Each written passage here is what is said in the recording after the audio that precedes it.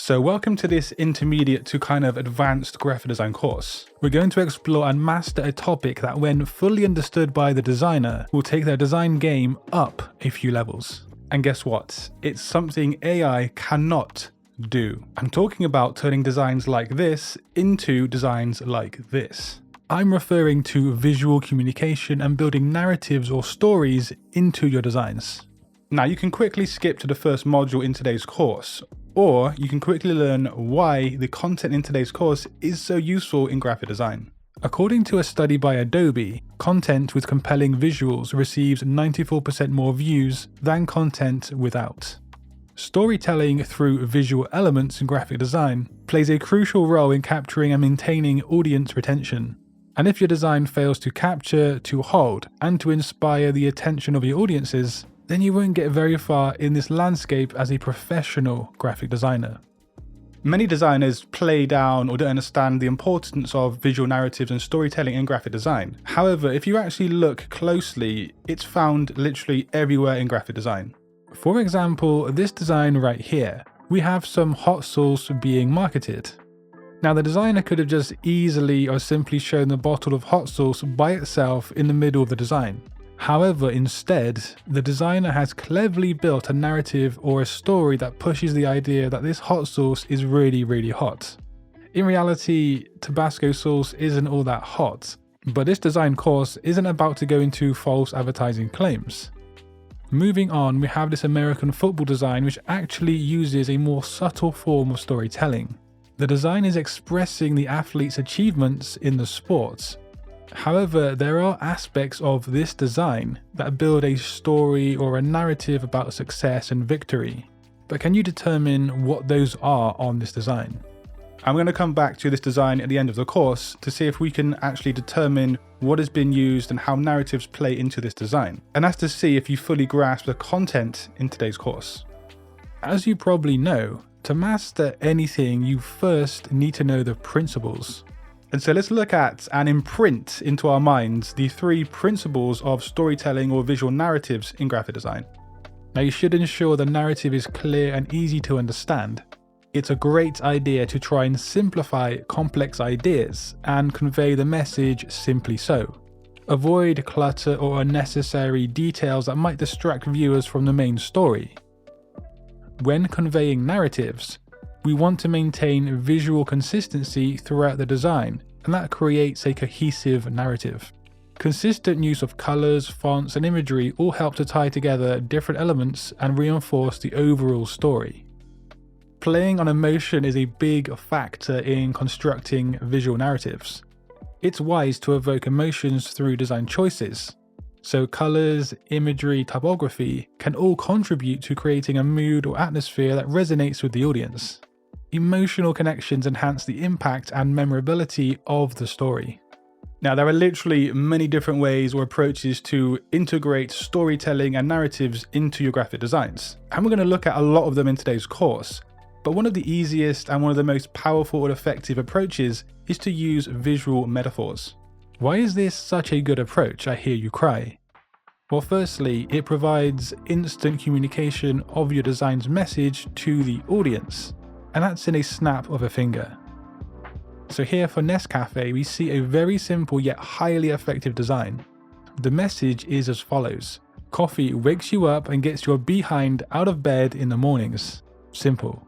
And you get this message within a mere 1 or 2 seconds just looking at the design by itself. But after the initial message has been conveyed, we also notice steam and the actual texture of the coffee. And this will trigger the attention or interest of coffee lovers the world over. Also, notice how, going back to the three principles from earlier, the design is ultra simple, which allows for the message to be delivered to us as viewers very quickly. That plays right into the principle of clarity and simplicity. Now, here's one of the most powerful advantages of using visual metaphors in your graphic design work. Basically, they kind of traverse all cultural or language barriers. Visual symbols often have universal meanings that transcend language barriers, as you can see on this poster right here. Now, I don't speak Spanish, but I know exactly what the message of this design is through the simple act of storytelling and narrative-driven design. And that is, of course, via the use of metaphors. Metaphors are also highly memorable to audiences, and so they're sort of like a superpower for graphic designers who know how to use them, but importantly also when to use them. Not every design project or brief will require or need a visual metaphor built into it, but that is your choice as a graphic designer. It's something you need to make heading into a project. Now I hope you're listening and learning through this course because we're about to go even deeper into this topic. Now here's something that's built directly into storytelling and visual narratives in graphic design, and actually it's something many designers just forget about or don't even understand. Choosing fonts that complement the narrative is crucial to graphic design. Before you choose a font for a design, stop right there. Make sure you have a deep understanding of the narrative and the emotion you want to evoke with your design. Consider the themes, the target audience, and the overall message you aim to communicate. This design here is a very contrasting kind of design. The colors are bright and bold, the imagery used is contrasting in the sense that we have fast food packaging with musical keys. And to go along with that theme or the story, the typeface choice is also very contrasting, and this is how it plays into the narrative. The design without any typography looks modern and bold, but if you look here, we have a serif font in lowercase, which is traditional and formal. It's like how we have matched something sophisticated in the form of musical keys with something lowbrow like fast food. The choice of typeface reflects that story and narrative pretty perfectly. See, I told you this stuff goes deeper than a lot of people understand or realize. And the next design uses humor as part of the story, but the typeface choice here plays into the narrative, which you will soon see. So the caption, "Your wife read your WhatsApp," is a striking statement, and it's meant to appear like a shocking or bad situation. And so we have a loud and a bold sans serif typeface. That's then contrasted with the smaller serif option to the right, which is a totally different voice.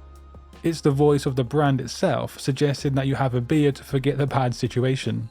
Yeah, I'm not too sure on the ethics on this one, but hey, obviously it works. Remember that typefaces have a language, and you want to fit that language into your storytelling narrative. It's really that simple. It's also very important to understand that color plays into this as well. However, I've gone over this so many times on my channel, I'm not going to go into it in detail right now. But just remember that each color evokes a certain emotion or feeling, and that should help guide your narrative when choosing the right colors. In traditional storytelling, things are split into 3 different phases. So we have the setup of the story, we have the confrontation, and then the resolution. This has been used in TV, cinema, and theatre for countless years. So the setup is the framing or the setting of the scene. The confrontation is where there is a problem of some kind within the story or the characters. And finally, we have the resolution of the problem. But believe it or not, we can include this 3-phase story approach into our graphic designs. So this design here is a prime example of how a designer has considered the 3-phase approach. The frame or the setup is that we have an overweight person at the very top. The problem is that they want to change and become less fat. And as we move down the design, we see a resolution and a change in process. But at the very bottom is the key resolution. It's the logo of the gym which can take the audience to that very resolution of their own problem. And here's another design that uses more humor. And humor, might I add, is a very good way to actually integrate storytelling and narratives into your graphic design work. But here, the setup is that we have a kid putting sliced meat into a computer. The confrontation or the problem is, well, I doubt the computer would take too kindly to having meat put into it. And the solution, well, if you would have used protection, there wouldn't be a kid in the first place. There's the resolution. Pretty stark, I know, but hey, it works. This 3-phase approach can take your audience on a journey in just a matter of a few seconds, and that's why it makes your designs that much better. Something else that can make your designs a lot better are the 2 PDF guides I have for my website relating to color theory and graphic design, but also a logo design comprehensive guide as well. And because it's Black Friday this week, I've got a 50% sale on everything on my store if you use the code BLACK50. And it's only going to be active for 24 hours, so on Friday head over to my website, link down below, and you can grab that 50% discount on anything on my store. Okay, so let's go back to the design from the start of the course. This athlete has achieved 1,000 career receiving yards as a footballer. The first way this design plays into the narrative is the typography on the 1000. This is a big achievement and a superior effort, so the typeface is very tall and narrow, which communicates a proud sort of narrative. Also, yards the distance means that typeface also should probably reflect distance in some way, and having it stretched high like this does help with that. Secondly, this is a very personal design about one man's achievement, and to get that across visually, we have a signature style handwriting in two different areas of the design itself. This makes it more personal and more authentic to this person. And then we can see things such as simplicity being used to help us focus on the main part of the story. And however, this design doesn't make use of that 3-act phase. But that's completely fine because not every single brief would actually demand or require something like that being used.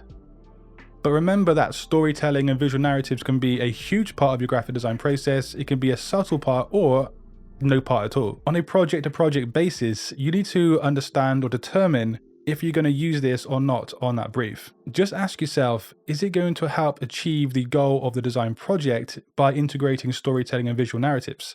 Simple as that. But if you'd like to learn more course style material on graphic design, just click that video on screen. But until next time guys, design the future today.